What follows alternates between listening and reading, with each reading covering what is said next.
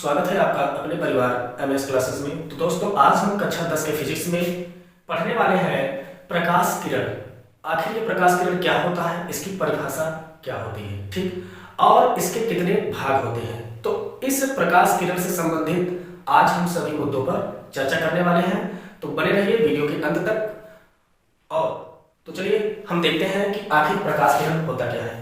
प्रकाश किरण की परिभाषा होती है कि जब प्रकाश किसी पारदर्शी माध्यम से गमन करता है तो उसके पथ को प्रकाश किरण कहते हैं। क्या कहा गया? जब प्रकाश किसी पारदर्शी माध्यम से, पारदर्शी माध्यम का मतलब होता है कि ऐसा माध्यम जिससे प्रकाश आर पार हो जाए, उसी को हम लोग पारदर्शी माध्यम कहते हैं।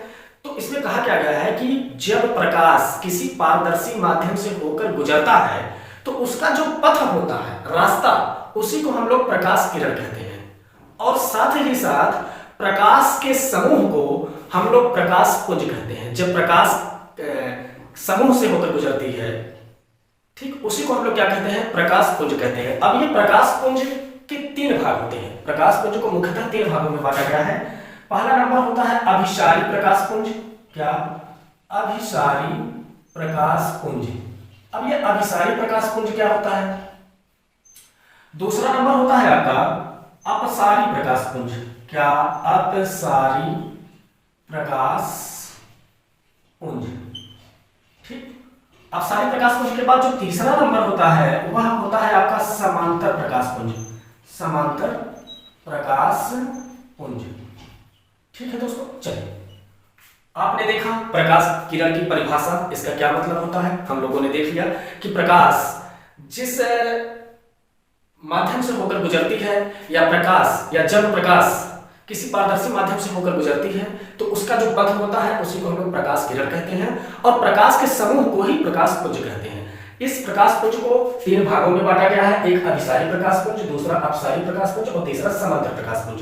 अब ये अभिसारी प्रकाश पुंज क्या होता है? अभिसारी प्रकाश पुंज का मतलब होता है कि जब प्रकाश किरणों का समूह किसी एक बिंदु पर आकर मिलता है उसी को हम लोग अभिसारी प्रकाश पुंज कहते हैं। क्या? जब प्रकाश किरणों का समूह किसी एक बिंदु पर आकर मिलता है, जैसे आप देख सकते हैं, जब प्रकाश किरणों का समूह, ये कोई प्रकाश किरणों का समूह है, ये कहीं से आ रही है और ये एक बिंदु पर मिल रही है।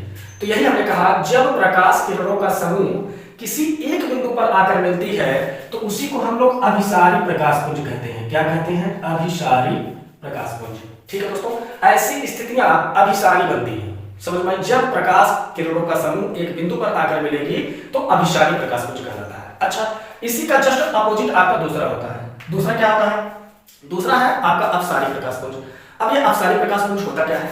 अपसारी प्रकाश पुंज का मतलब होता है जब प्रकाश किरणों का समूह किसी एक बिंदु से होकर जाती हुई प्रतीत होंगी, वही आपका अपसारी प्रकाश पुंज कहलाता है। क्या? जब प्रकाश किरणों का समूह किसी एक बिंदु से होकर जाती हुई प्रतीत होगी।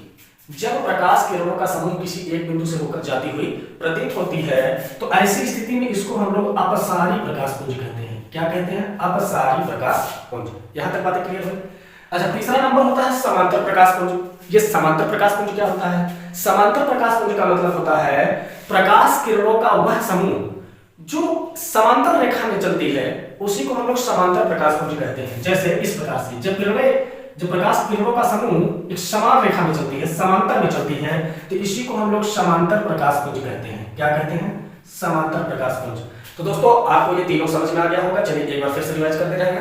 अभिसारी प्रकाश पुंज का मतलब होता है प्रकाश किरणों का वह समूह जो किसी एक बिंदु पर आकर मिलती है, उसे अभिसारी प्रकाश पुंज कहते हैं।